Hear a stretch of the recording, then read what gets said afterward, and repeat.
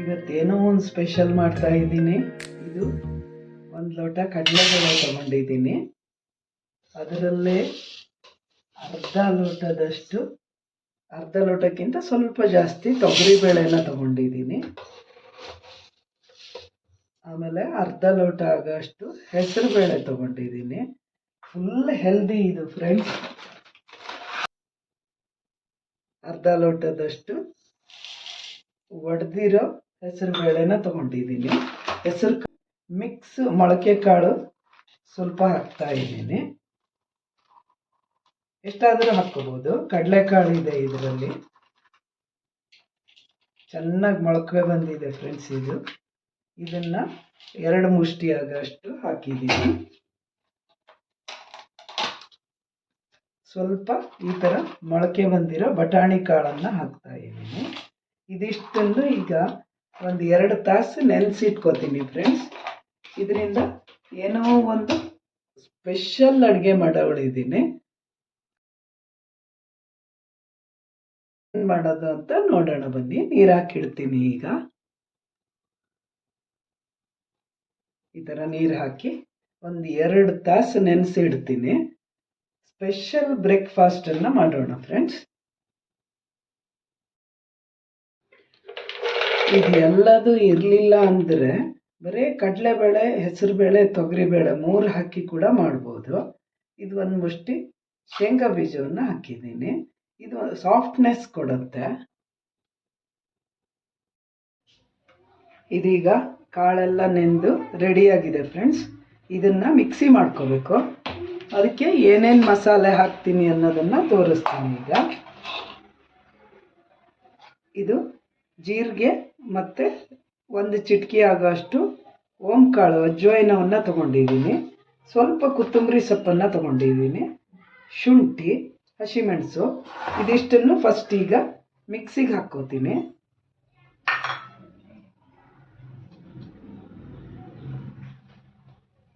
ಇದಿಷ್ಟನ್ನೇ mixie ಮಾಡ್ಕೋಬೇಕು. ಈಗ ಇದಕ್ಕೆ ಸ್ವಲ್ಪ ಕಾಯಿ ತುರಿ ಹಾಕ್ಕೊಂಡಿದ್ದೀನಿ. ಇದರಿಂದ ಟೇಸ್ಟ್ ಚೆನ್ನಾಗಿ ಕೊಡುತ್ತೆ. ಈಗ ಇದನ್ನು ನೀರು ಹಾಕ್ದಿರ ಹಾಗೆ ಮಿಕ್ಸಿ ಮಾಡ್ಕೋತೀನಿ. ಈಗಿದು ಮಿಕ್ಸಿ ಮಾಡ್ಕೊಂಡಾಗಿದೆ. ಇದಕ್ಕೆ ಈ ಕಾಳುಗಳನ್ನೆಲ್ಲ, ಬೇಳೆ ಕಾಳು ಎಲ್ಲ ನೆನೆಸಿಟ್ಕೊಂಡಿದ್ನಲ್ಲ, ಇದನ್ನು ತರಿಯಾಗಿ ರುಬ್ಕೋಬೇಕು. ಇದಕ್ಕೂ ಕೂಡ ನೀರು ಹಾಕ್ಕೋಬಾರ್ದು. ತಿರುಗಲಿಲ್ಲ ಅಂದರೆ ಒಂಚೂರು ಹಾಕ್ಕೋಬೋದು. ಈಗ ಮಿಕ್ಸಿ ಮಾಡಿರೋದನ್ನು ಒಂದು ಪಾತ್ರೆಗೆ ಹಾಕ್ಕೋತಾ ಇದ್ದೀನಿ. ಇಷ್ಟು ತರಿಯಾಗಿದ್ದರೆ ಸಾಕು.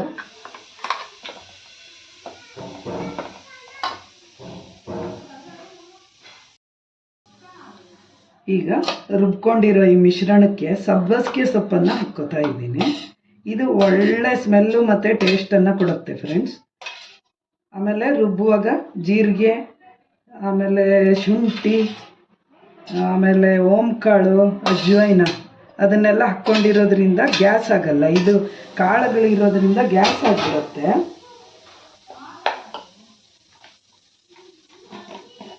ಈಗ ಇದಕ್ಕೆ ರುಚಿಗೆ ತಕ್ಕಷ್ಟು ಉಪ್ಪು ಹಾಕ್ಕೋತಾ ಇದ್ದೀನಿ.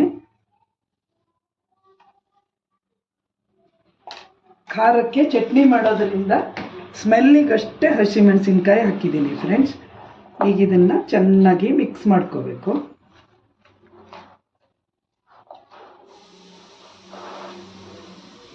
ತುಂಬ ರುಚಿಯಾಗಿರುತ್ತೆ, ಹೆಲ್ದಿ ಕೂಡ ಇರುತ್ತೆ ಫ್ರೆಂಡ್ಸ್.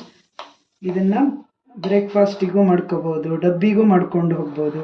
ತುಂಬ ಚೆನ್ನಾಗಿರುತ್ತೆ.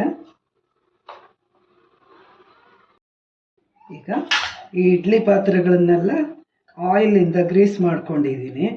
ತುಂಬ ಹೆಲ್ದಿ ಫುಡ್ ಫ್ರೆಂಡ್ಸ್. ಇದು ಪ್ರೋಟೀನ್ ರಿಚ್ ಇರುತ್ತೆ. ಏನು ಇದರಲ್ಲಿ ಕರಿಯೋದಿಲ್ಲ, ಏನಿಲ್ವಲ್ಲ. ಅದಕ್ಕೆ ತುಂಬ ರುಚಿಯಾಗೂ ಇರುತ್ತೆ, ಆಮೇಲೆ ಹೆಲ್ದಿಯಾಗೂ ಇರುತ್ತೆ. ಈ ಥರ ಪಾತ್ರೆಗೆಲ್ಲ ಗ್ರೀಸ್ ಮಾಡಿಕೊಂಡು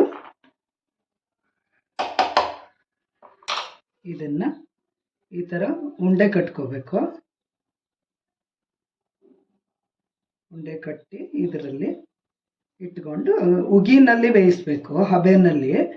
ನೀವು ಸ್ಟೀಮರ್ ಇದ್ದರೆ ಅದರಲ್ಲಿ ಮಾಡ್ಬೋದು. ನಾನು ಈ ಇಡ್ಲಿ ಕುಕ್ಕರಲ್ಲಿ ಮಾಡ್ತಾ ಇದ್ದೀನಿ. ಸ್ಟೀಮರಲ್ಲೂ ಚೆನ್ನಾಗಾಗುತ್ತೆ.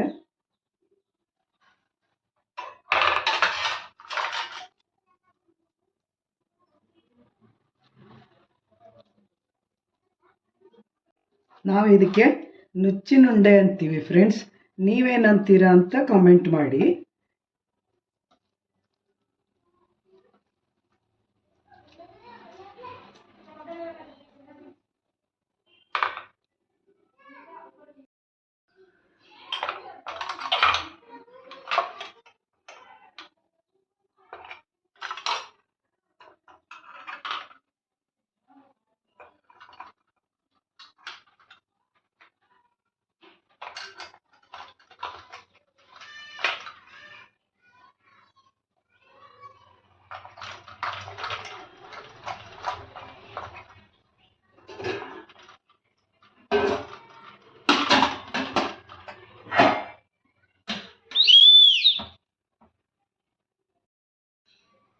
ಈಗ ಮಿಕ್ಸಿ ಮಾಡಿದ ಪಾತ್ರೆನಲ್ಲೇ ಚಟ್ನಿ ಮಾಡ್ತೀನಿ. ಈಗ ಅದಕ್ಕೆ ಹಸಿಮೆಣಸು, ಕೊತ್ತಂಬರಿ ಸೊಪ್ಪು, ಆಮೇಲೆ ಚೂರು ಶುಂಠಿ, ಚೂರು ಈರುಳ್ಳಿನ ಹಾಕಿದ್ದೀನಿ.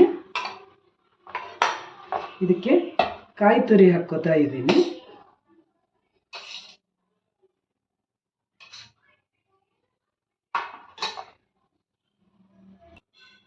ಇದಕ್ಕೆ ರುಚಿಗೆ ತಕ್ಕಷ್ಟು ಉಪ್ಪು ಹಾಕ್ಕೋತಾ ಇದ್ದೀನಿ. ಆಮೇಲೆ ಚೂರು ಹುಣಸೆ ಹಣ್ಣನ್ನು ಹಾಕ್ಕೊಂಡಿದ್ದೀನಿ. ಸ್ವಲ್ಪ ಕಡಲೆಪಪ್ಪು ಅಂತೀವಲ್ಲ, ಹುರ್ಗಡ್ಲೆ, ಅದನ್ನು ಹಾಕ್ಕೊಂಡಿದ್ದೀನಿ. ಒಂದು ಚಿಟಿಕೆ ಆಗೋಷ್ಟು ಸಕ್ಕರೆ ಹಾಕ್ಕೊಂಡಿದ್ದೀನಿ. ಈಗ ಇದನ್ನು ಮಿಕ್ಸಿ ಮಾಡ್ಕೋತೀನಿ. ಕುಕ್ಕರ್ ಕೂಗ್ತಾ ಇದೆ. ಅಷ್ಟೊತ್ತಿನಲ್ಲಿ ಚಟ್ನಿ ರೆಡಿ ಮಾಡಿದ್ದೀನಿ ಫ್ರೆಂಡ್ಸ್.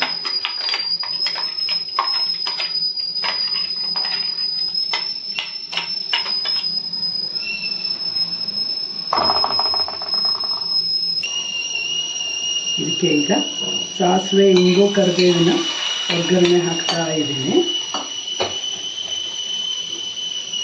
ಚಟ್ನಿ ರೆಡಿಯಾಗಿದೆ ಫ್ರೆಂಡ್ಸ್. ಈಗ ಬಿಸಿ ಬಿಸಿಯಾದ ನುಚ್ಚಿನುಂಡೆ ರೆಡಿಯಾಗಿದೆ ಫ್ರೆಂಡ್ಸ್. ಒಂದು 5-6 ನಿಮಿಷ ಇಟ್ಟರೆ ಸಾಕಾಗುತ್ತೆ.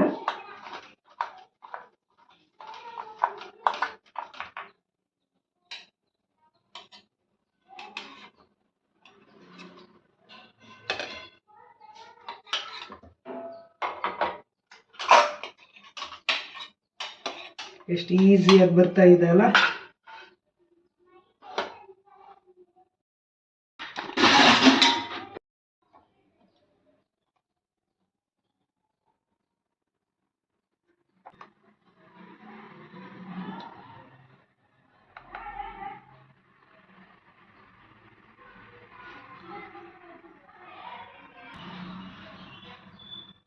ಇದಕ್ಕೆ ಜೊತೆಗೆ ಚಟ್ನಿ ಮತ್ತು ಕೆಚಪ್ ಜೊತೆ ತುಂಬ ಚೆನ್ನಾಗಿರುತ್ತೆ ಫ್ರೆಂಡ್ಸ್. ಯಾರೆಲ್ಲ ನನ್ನ ಚಾನಲಿಗೆ ಸಬ್ಸ್ಕ್ರೈಬ್ ಮಾಡಿಲ್ವೋ ಸಬ್ಸ್ಕ್ರೈಬ್ ಮಾಡಿ, ಲೈಕ್ ಮಾಡಿ, ಶೇರ್ ಮಾಡಿ. Thank you for watching. ನೀವು ಮಾಡಿ ನೋಡಿ ಫ್ರೆಂಡ್ಸ್, ಹೆಲ್ದಿ ಫುಡ್ಡು. ಬಾಯ್ ಬಾಯ್.